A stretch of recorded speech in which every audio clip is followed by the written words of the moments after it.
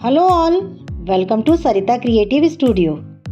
यदि आपने अभी तक चैनल को सब्सक्राइब नहीं किया है तो पहले सब्सक्राइब कर लें, साथ में बेल आइकन ऑन कर लें। जब भी हम क्राफ्ट करते हैं तो कुछ ना कुछ पुरानी चीजें तो हम यूज करते ही हैं।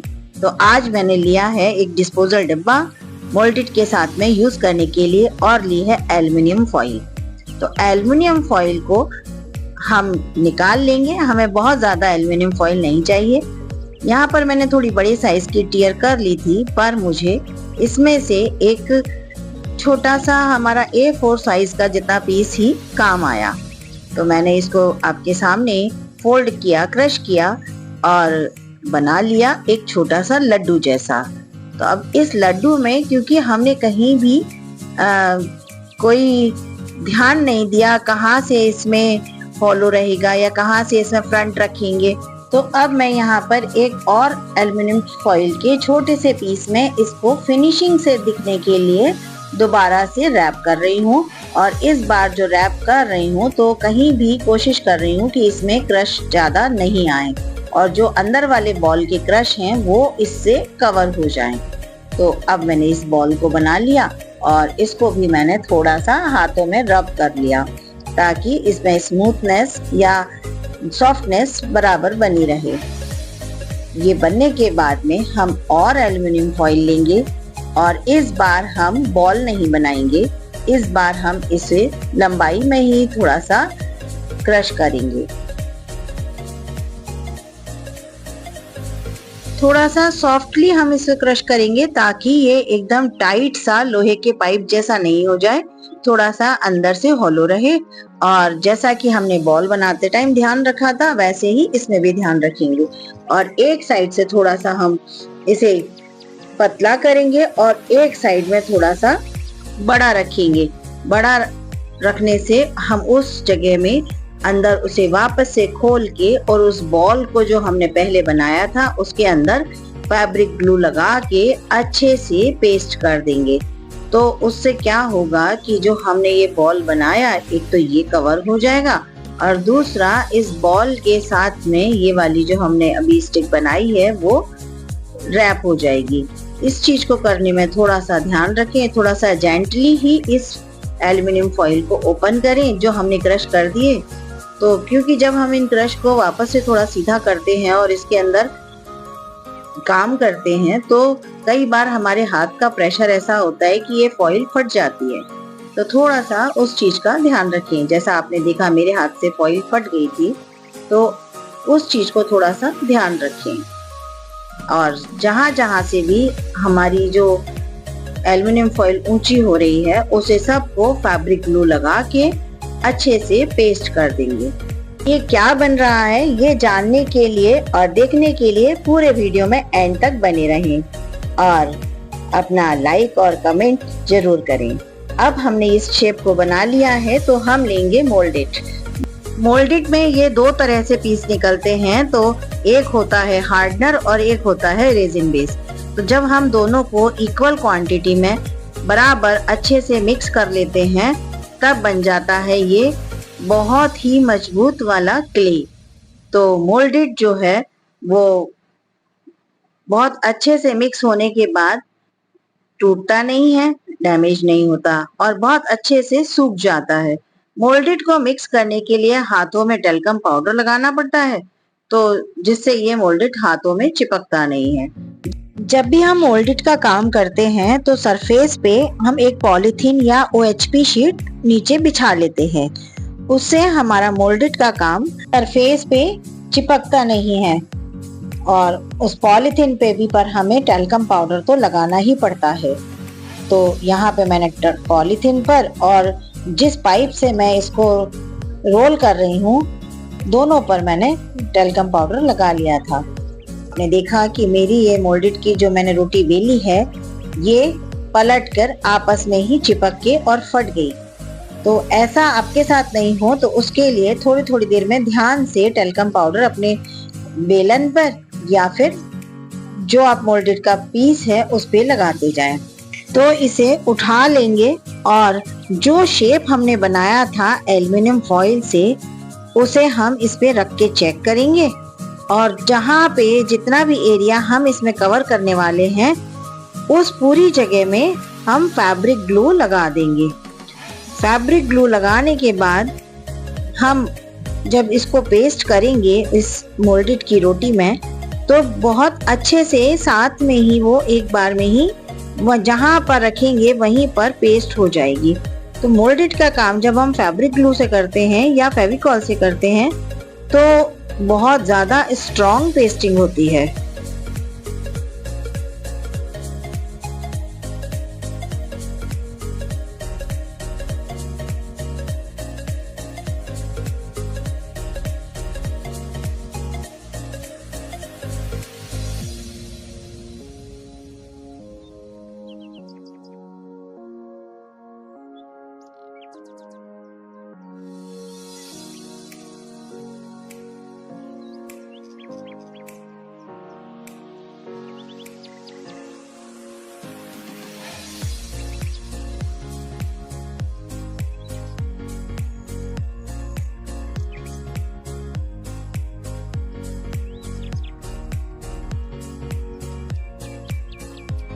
और जब हमें लगे कि अब हम इसे पूरे को हाथ में लेके अच्छे से प्रेस करेंगे तो इस पॉलीथीन पे से उठा लें और अपने हाथ से दबाते हुए फिनिशिंग से टैल्कम पाउडर लगाते हुए इसकी पूरी फिनिशिंग बहुत अच्छे से कर दें।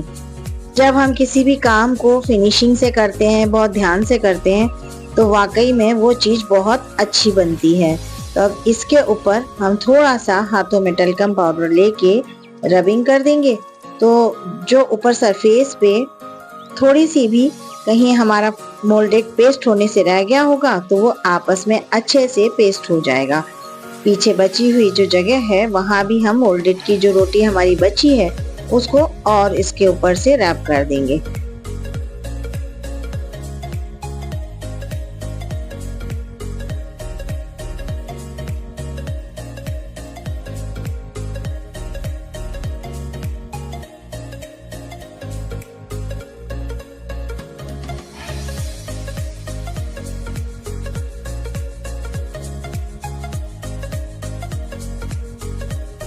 फिंगर्स में टैल्कम पाउडर लगा के जब इसकी हम थोड़ी सी पॉलिश करेंगे, रबिंग करेंगे, तो सारे जॉइंट्स जो हैं वो अच्छे से आपस में कवर हो जाएंगे और जहाँ पर जॉइंट की लाइन दिखती है वो भी हल्की हल्की मर्ज हो जाती है।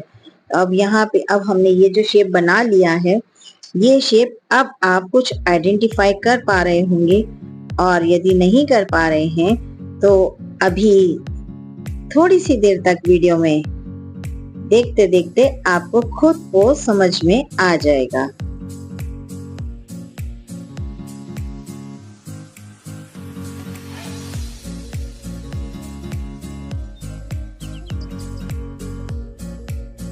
हमें लगे कि अब ये कंप्लीट है तो उसके बाद हम इसे हल्के हल्के हाथ से धीरे धीरे जो हमने लंबी इसमें बनाई है रोल पाइप जैसा उसको टर्न कर देंगे, थोड़ा सा फोल्ड कर देंगे।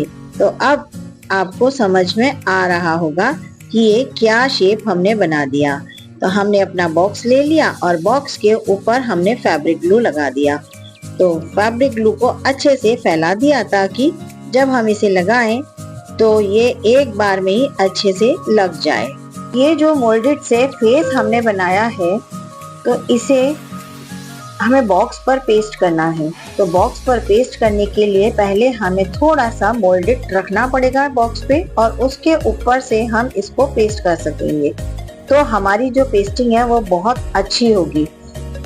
अदरवाइज क्योंकि हमारा जो हेड हमने बनाया है ये थोड़ा सा सेमी ड्राई हो गया है, तो सेमी ड्राई होने के बाद प्लास्टिक का बॉक्स है तो उसके ऊपर पेस्ट होने में थोड़ा सा टाइम टेकिंग होगा या यूं कहें कि बार बार फिसलेगा।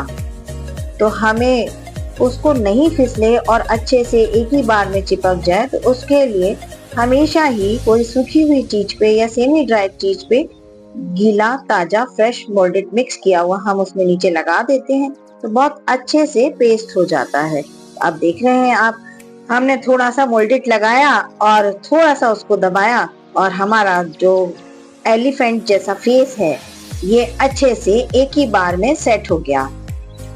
तो अब जब आपको समझ में आ ही गया है कि ये एलिफेंट का फेस है, तो अब मैं इसको आपको बता दूं कि ये हमारी जो छत्तीसगढ़ की बस्तर जिला की आर्ट है, डोकरा आर्ट, उसको हम कॉपी कर रहे हैं। तो कॉपी करके हम उसका बॉक्स बना रहे हैं अपने बिलोंगिंग्स रखने के लिए। हम इसमें अपने चाहे जो चीजें रख सकते हैं। हमने जो मोल्डेड पहले यूज किया था, उसमें से जितना भी मोल्डेड हमारा बच गया था, हमने अब उसी को दोबारा से बेल लिया है और उसे सेंटर से हाफ कट कर लिया। उसके बाद उसके ऊपर फिर से टेल्कम पाउडर लगाया और जो हाफ हमने आधा किया था उसको वापस से दूसरे के ऊपर रख के सेम साइज में हमने कटिंग कर ली। तो दोनों पीस हमारे सेम साइज के हो गए। अब दोनों को अलग अलग करके अब हम इसका यूज करेंगे हमारे जो हमने फेस बनाया है एलिफेंट का, उसमें कान की तरह लगाने में। तो कान लगाने के लिए साइड में हम थोड़ा सा कट लगाएंगे और कट लगाने के बाद उसी कट में हम फेविकॉल फैब्रिक ग्लू लगाएंगे या फेविकॉल लगाएंगे और इन ईयर्स को उसके अंदर थोड़ा सा फंसाते हुए फिक्स कर देंगे।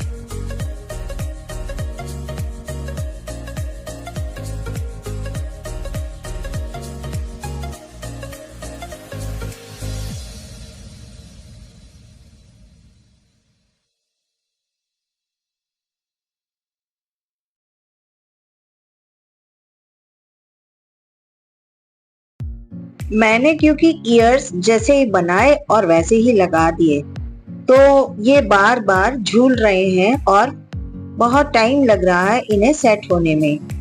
जब हम थोड़ा सा सेमी ड्राई करके काम करते हैं तो हमारा काम बहुत जल्दी हो जाता है। तो मुझे ईयर्स सबसे पहले बनाने चाहिए थे ताकि वो थोड़े से सेमी ड्राई हो जाते या ड्राई पोजीशन में पहुंच जाते। फिर उसके बाद जब मैं ये फेस बनाती तो जब फेस गीला था तो ईयर्स उसके अंदर फंस के एज इट इज सेट हो जाते जैसे मुझे चाहिए थे। पर यहाँ पर मोल्डेड भी उसी पोजीशन में है जिस पोजीशन में फेस है। तो ईयर्स क्योंकि ये मोल्डेड एक ही बार जो मिक्स किया था वही वाला है, तो ये ईयर्स जो है ये झूल रहे हैं। तो मुझे इनको थोड़ा सा सेट करने के लिए, रखने के लिए पीछे कुछ फंसाना पड़ेगा, उसको सपोर्ट देना पड़ेगा। तो सपोर्ट देने के बाद भी ये टिक नहीं रहे थे, तो मैंने थोड़ा थोड़ा सा फैब्रिक ग्लू इसके कान पे लगा के और इन डिब्बियों से चिपका के रख दिया। तो जब ये थोड़ा सूख गया तब मैंने उसमें आगे की प्रोसेसिंग की। पर अभी ये जो मोल्डेड मैंने इकट्ठा किया है, जो फर्स्ट वाले हमारे उसमें से ही बचा है, तो सबसे पहले इसको हम हाथों से रोल करेंगे और रोल करने के बाद पॉलीथीन पे रख के दोनों हाथों के सपोर्ट से या एक हाथ से जैसे भी हमसे हो जाए हम इसकी कॉइल बनाएंगे। कॉइल बनाते टाइम हाथों में टेल्कम पाउडर जरूर लगाएं और पॉलीथीन पर भी टेल्कम पाउडर लगा दें। और कॉइल बनाने के लिए हमारी फिंगर को और हथेलियों को बहुत जेंटली इस पे प्रेस करें, तो प्रेशर नहीं आए, नहीं तो हमारी फिंगर्स के मार्क्स कॉइल पर आ जाते हैं। यहाँ पर मैंने हमारा स्कॉच ब्राइट जो बर्तन क्लीन करने के लिए हम यूज करते हैं, बर्तन साफ करने के लिए लेते हैं, उसको अपने हाथ में ले लिया है और उससे मैंने इस कॉइल की थोड़ी सी रबिंग करना शुरू की है। तो उससे जो भी फिंगर मार्क्स थे इसके ऊपर या अनइवननेस थी, वो सब चीजें सही हो गई। अब मेरी ये कॉइल जो है ये बिल्कुल एक जैसी कंप्लीट बनी है। इसमें कहीं कोई पतला मोटा कुछ भी नहीं है, कोई भी अनइवननेस नहीं है। मोल्डेड की इस कॉइल को यूज करने से पहले हमें फैब्रिक ग्लू या फेविकॉल का यूज करना होता है ताकि हमारा जो काम है वो बहुत अच्छे से सेफ रहे। तो मैंने यहाँ पे फैब्रिक ग्लू लगा दिया और उसके बाद में इस कॉइल को ईयर के ऊपर आउटलाइन की तरह से या बाउंड्री लाइन की तरह से लगा दिया ताकि साइड से देखने में जो ईयर है वो थोड़ा सा थिक दिखाई दे और थोड़ा मजबूत भी ज्यादा हो जाएगा, क्योंकि जब लेयर डबल हो जाएगी तो मजबूती तो आना स्वाभाविक ही है। कॉइल को किसी भी जगह पे लगाने में हमारे फिंगर के मार्क्स इस पे ना आए उसके लिए हमें अपनी फिंगर को बार बार टेल्कम पाउडर में डिप करना होगा और अच्छे से शेप को प्रॉपर ध्यान देके मेंटेन करना होगा। अभी हमने ईयर को आउटलाइन किए है, तो अब हम इस ईयर पे थोड़ी सी देर के बाद में आगे का काम करेंगे। नहीं तो हमारी फिंगर यदि ईयर की आउटलाइन पे टकराएगी तो हमारे नेल्स के या हमारी फिंगर की मार्क्स उस आउटलाइन के ऊपर आ जाएंगे। तो अब यहाँ पे नेक्स्ट प्रोसेस के लिए मैंने डब्बे के टॉप पे फैब्रिक ग्लू लगा दिया और एक कॉइल से थोड़ा सा स्पाइरल बनाना शुरू किया। थोड़ा सा हाथ से बना के उसके बाद हम इस पे रख के बाकी आगे का प्रोसेस इसी पे बनाएंगे। तो जो कॉइल हमारी खत्म हो गई थी वहां पर इसमें जोड़ लगा लिया और यहीं पर कॉइल को आगे बढ़ाते जाएंगे। जहां पर हमें ऐसा लग रहा है कि कॉइल अंदर घुसने की जगह नहीं है या सर्कल नहीं बन रहा है, वहां किसी चीज से अंदर इंसर्ट करते जाएंगे तो कॉइल आराम से इसके ऊपर पेस्ट होती चली जाएगी।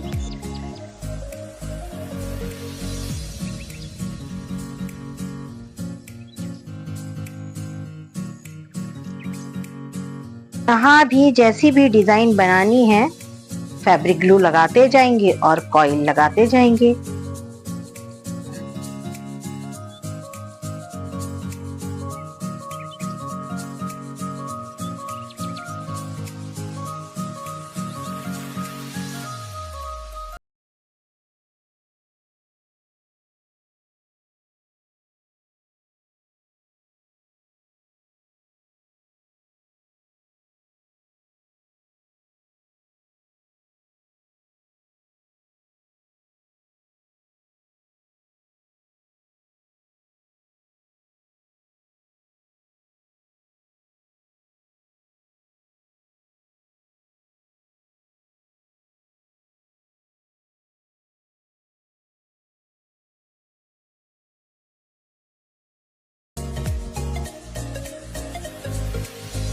अब मैंने एक और कॉइल की स्पाइरल बना लिया और उसे जहां ईयर के अंदर फैब्रिक ग्लू लगा रखा था वहीं पर लगा देंगे। जब तक फैब्रिक ग्लू थोड़ा सा सेमी ड्राई हो जाता है तो कैच भी बहुत जल्दी करता है और बहुत अच्छे से करता है।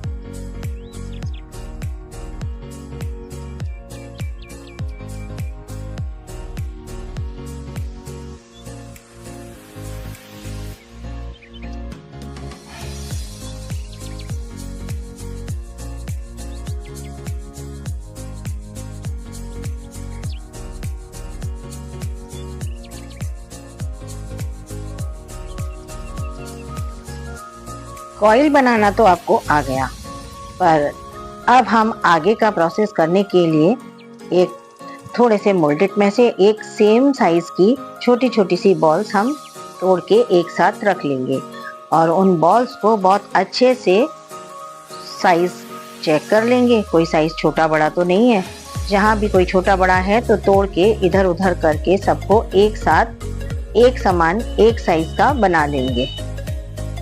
जैसा भी डिजाइन बनाना है आप बना सकते हैं। तो मैंने एक और स्पाइरल बना लिया कॉइल से और एलिफेंट के सिर के ऊपर लगा दिया।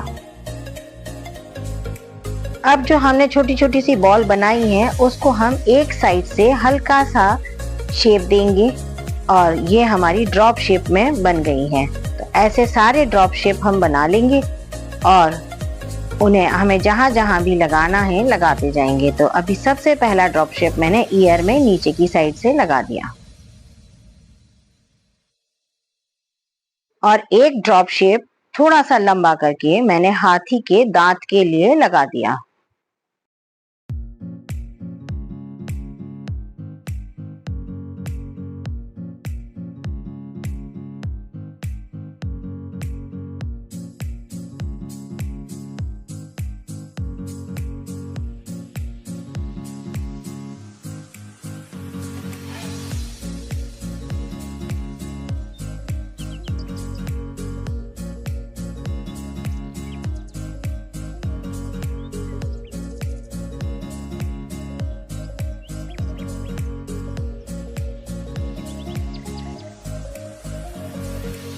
जहाँ जहाँ भी हम कॉइल की डिजाइन कर रहे हैं वहां पर हम यदि चाहें तो इस कॉइल में, जब ये गीली ही है या सेमी ड्राई है, तो इसमें कोई डिजाइन डाल सकते हैं। तो यहाँ पर मैंने एक नाइफ टूल ले लिया है और कॉइल में पास पास कट लगाती जा रही हूँ, तो जिससे इसमें डिजाइन बन जाएगा। अब जब आप जैसा टूल यूज करेंगे और जिस तरह से करेंगे वैसे ही इसमें फॉर्मेशंस आती जाएंगी।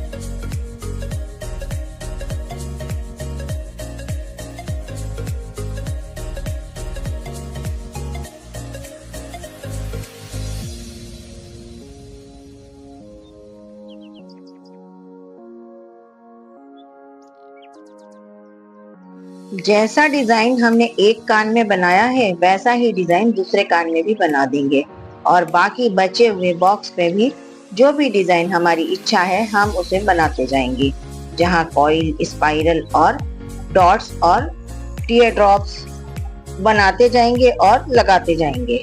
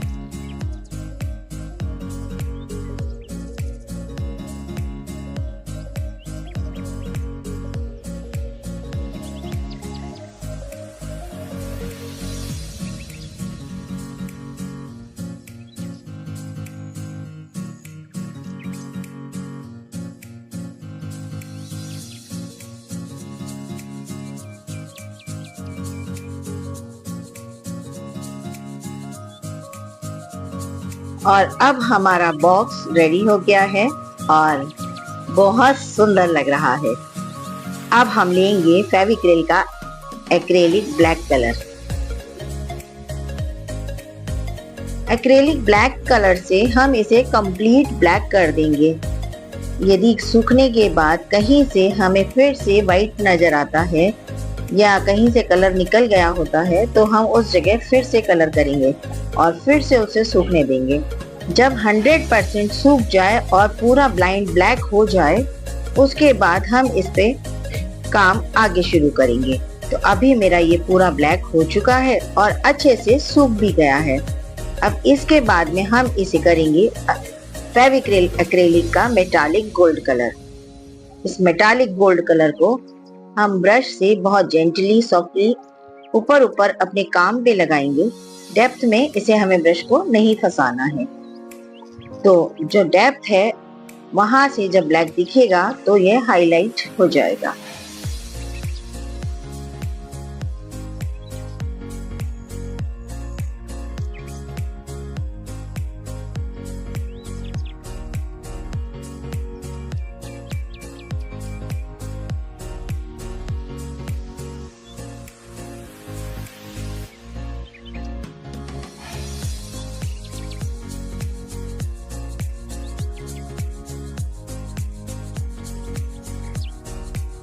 आपको ये वीडियो कैसा लगा कमेंट करके जरूर बताएं और लाइक और शेयर और सब्सक्राइब करना नहीं भूलें।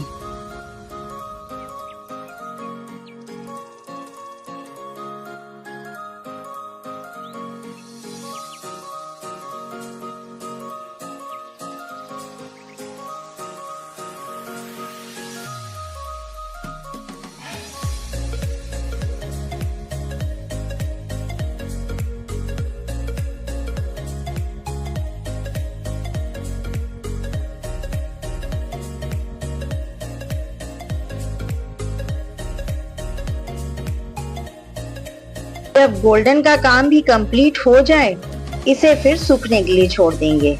जब ये सूख जाएगा उसके बाद इस पर वार्निश कर देंगे। वार्निश आप स्प्रे का भी कर सकते हैं और ब्रश से भी कर सकते हैं। अब ये ओवरऑल बिल्कुल कंप्लीट है और बहुत सुंदर लग रहा है। तो मिलते हैं नेक्स्ट वीडियो में, तब तक के लिए बाय बाय।